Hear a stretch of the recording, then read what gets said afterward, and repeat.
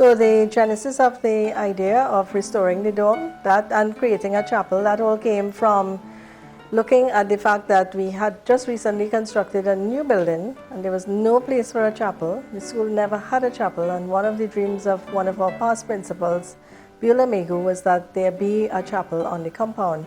And it's as though we're coming back full circle, and we didn't pay attention to this gem of a building for the longest while. And I felt, no, we can't allow this building to go down. And that was something that I felt we needed to do, and I approached the Alumni Association. In 2013, when I became president of Naparima Girls Alumni Association, the principal of the school, Mrs. Carolyn Bally-Gosine, she approached me. She wanted to provide a safe house for girls who needed a little place to stay in case of an emergency at home. And when we did our investigations and stuff, we realized there was a lot of red tape involved in providing such a house. But we decided to go ahead and still see what we can do to restore the dormitory building. We contacted Ms. Fawzia Murdali Kane, who is an architect. She's a past student of the school as well. She had done some previous work on the dormitory before. And we contacted her. We had some meetings with her. She then contacted Mr. Mark Raymond, who did the measured survey for us, and he brought in Ms. Asha Puran as well too. Then in 2015, we formed the Restoration Committee, which comprises of members of the school, the teachers and principal, vice principal of the school, the Alumni Association, the PAC, which is the Parent Action Committee of the school, as well as the church. It was about 25 years ago I joined the alumni. I so wanted to give back to my alma mater because it made such a positive impact on my life. Today it's a pleasure. I'm proud to be president of the alumni, and I hope I can make a positive difference here with the restoration of the Sarah Morton Dormitory. My mom and her sisters, my father's sisters, they all went to Naparima Girls High School. My sister was there, my cousins, my nieces. So Naparima Girls High School has been in my family for generations. And if the dormitory was still around, because I live in Port of Spain, my daughter would have been at Naparima Girls High School because it's such a very strong, prominent school with great educational values. So I was really happy when Naparima Girls called me up and said, they'd like me to come and work on the documentary that would document the process to restoration. So we had a day of interviewing dormers, past students who actually lived in the dormitory, and they all shared amazing stories. Naparima Girls High School was honored that the First Lady, Zalayhar Hassanali, agreed to be the patron of the Sarah Morton Dorm Restoration Project. This building means a lot to me personally because, as I say, I grew up here, and I am proud of the fact that it stands out as a legacy of the Canadian Missionaries because it was built and it was named after Sarah Morton, the wife of one of the founders of the Presbyterian Church in Trinidad and Tobago. Sarah Morton was the wife of the first Canadian missionary to Trinidad, Reverend John Morton.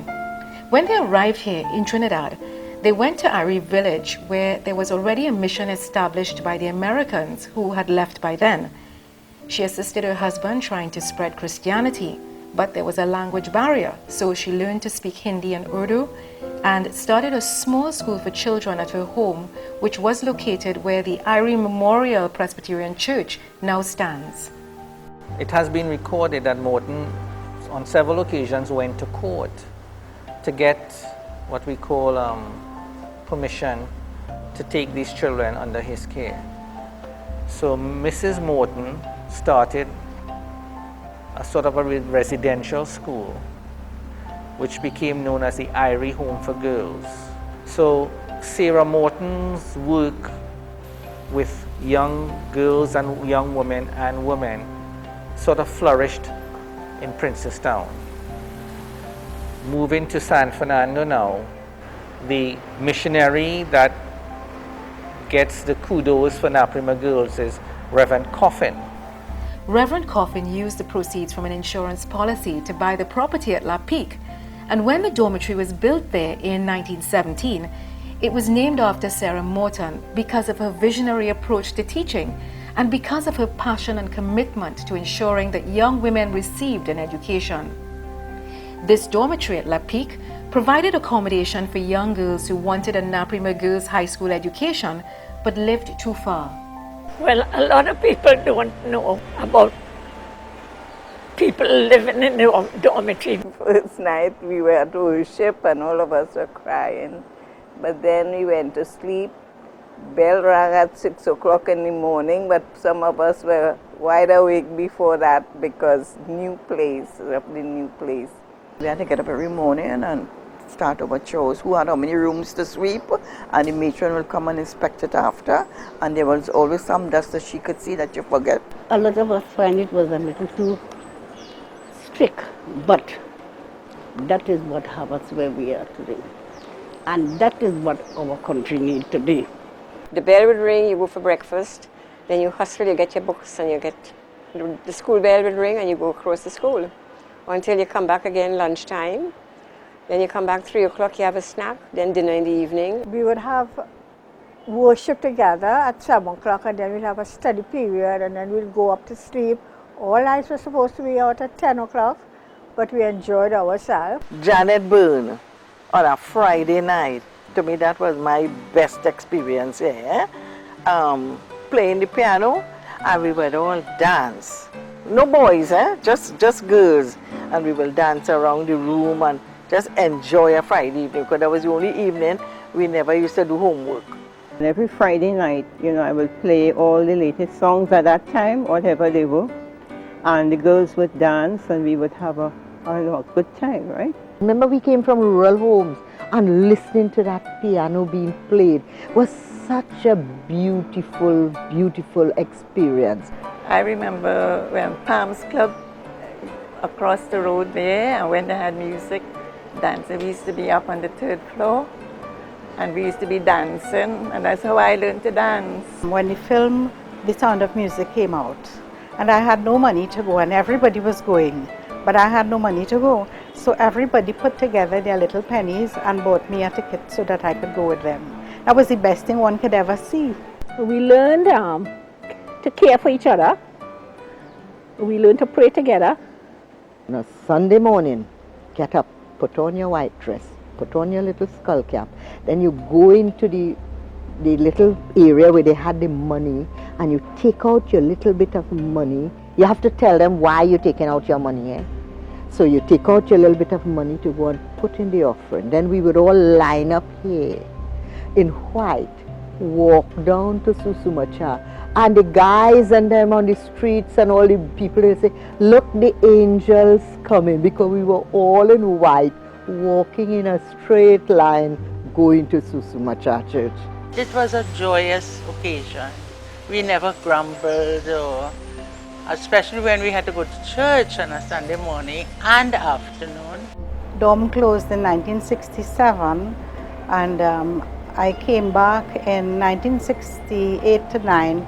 I stayed in the dorm in a little room that was given to me by Dr. Constance Wager while she did her PhD in Canada. Yeah. So I was the last of the dorm girls.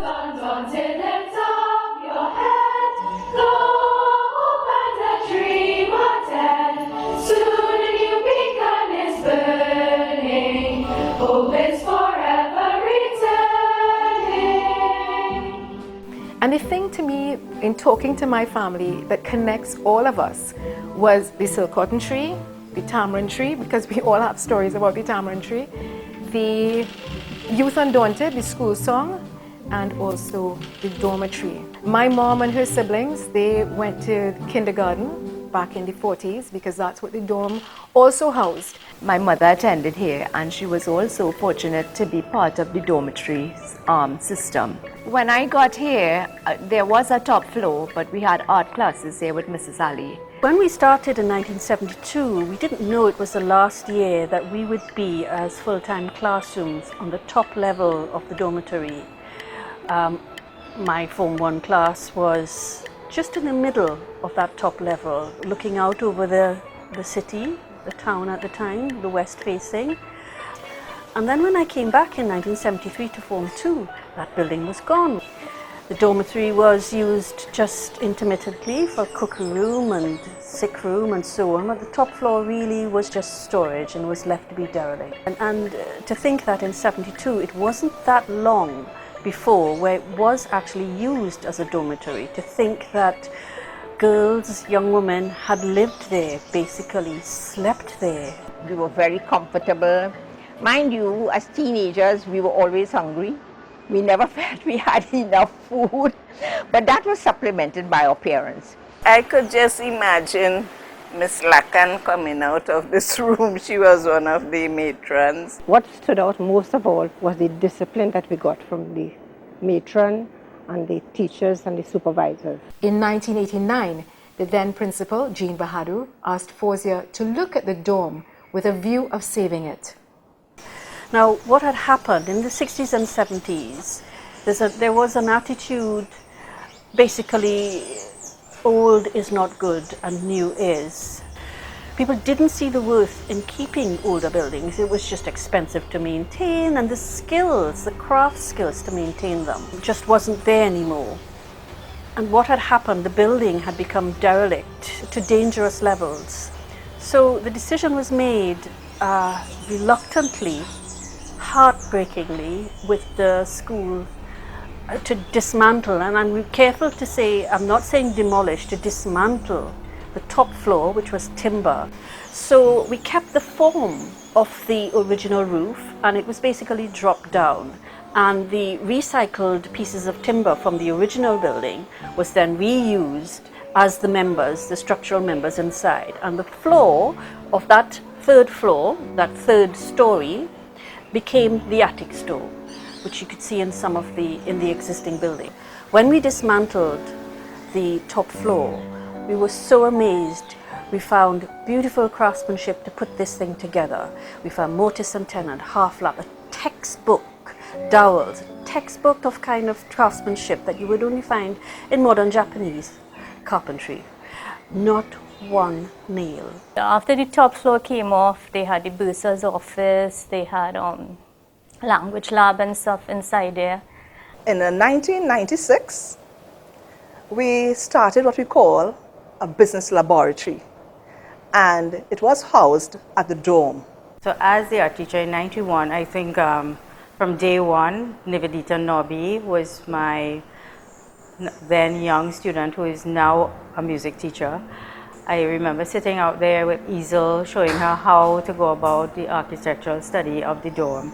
And I have to say, every year group, probably from then on, my students have always done that architectural studies. They go from semi-abstract to literal translations, and it's really about the student and how they would refer to the building. I really liked art, and I continued doing art all the way up to A-levels, and the dorm was always something that I think I was always drawn to. And in 2006 I had done a piece where there's a window that sort of looks up onto the staircase, and I always thought that was such a fantastic view, and I finally painted it. When I started school and you found out that it used to be a dormitory and there were girls who would actually stay here and go to school, you know, that was I still found that was quite fascinating.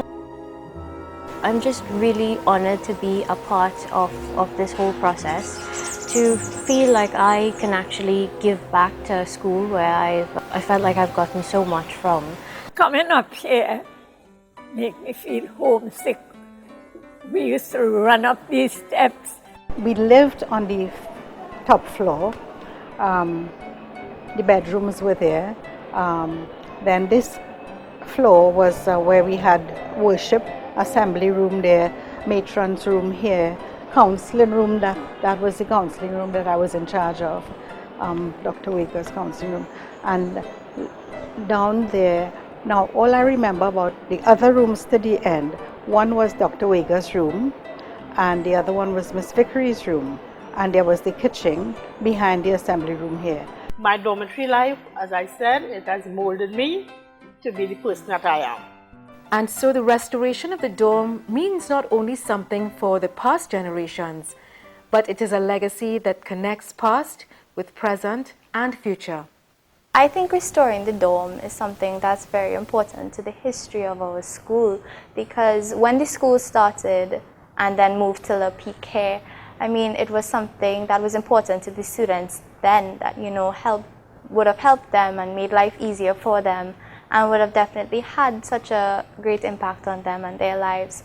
And I mean, to be able to appreciate that, not only now, but for future generations to hear the stories and, you know the experiences of people then, I think it's something that is very, very valuable to our school.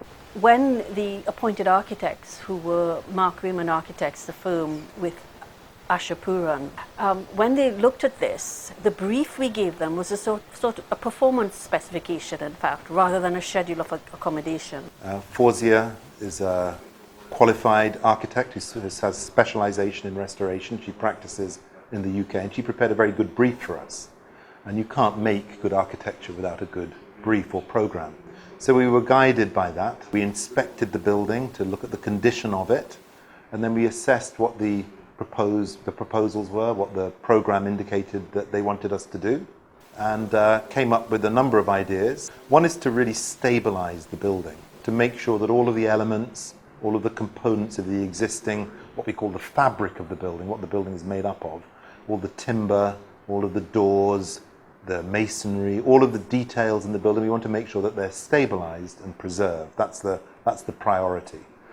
We are going to be creating or really modifying the staircase that opens out onto what we call the internal elevation of the building to the main school. So we're creating a new staircase there.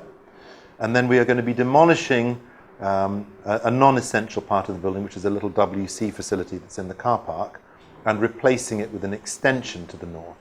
And that extension will provide new toilet facilities, and it will also provide access for the physically challenged. We want to create the chapel, and it would be a chapel that would embrace all religious groups. So our students would feel free, staff would feel free to come in. So it would be open very early in the morning throughout the day and after school as well. The heritage room, I would like to collect artifacts from persons or their family members, persons who stayed in the dorm at the time when it was a dormitory, and we could set up a room to look just like it did at that time, and have visitors come in to see what it was like. Also, the archives, we have extensive archives in the library. We have limited space there. So a separate room where students can actually come in now and browse through the archives of the school. So because this building is going to be 100 years old in 2017, I felt that the historical aspect would really be most appropriately placed in this building. The Sarah Morton Dormitory, to me, is a landmark that we need to cherish. Restoration plays a very important part, I think, because it helps us remember the past. So definitely you want something for the younger ones to see. All right, they need to understand that this institution started in the days when we had students coming from all over Trinidad and Tobago who needed somewhere to, reside during the week or longer periods, and this certainly enabled them to access the opportunities that were given to them. In any culture, if you don't know where you come from, you can't know where you are going. I think the restoration initiative of the dorms is a good nod towards the sense of respect and awe we have even today of the past. And it's an opportunity for us to modernize. It's also an opportunity for us to preserve what we have, because I would say it's part of our culture as a body as well. I just feel a sense of pride that our school is making that decision and showing the initiative to preserve the legacy of Trinidad and Tobago. In fact, our entire form feels that way, and as a gift when we leave the school, we intend on making a donation to the Dorm Restoration Fund. It's really positive and heartwarming now that there's a general change with the younger generations coming up, where they are now reassessing what is old, and as something positive, as a container of history, a container of memories. This building is that, and it's quite an emotional weight that it's holding. It's collective, it's individual, it holds the tears, the laughter, epiphanies, lives were changed. But it's also a library of skills, of craft, physical skills that have been lost in this country and hopefully will be relearned again.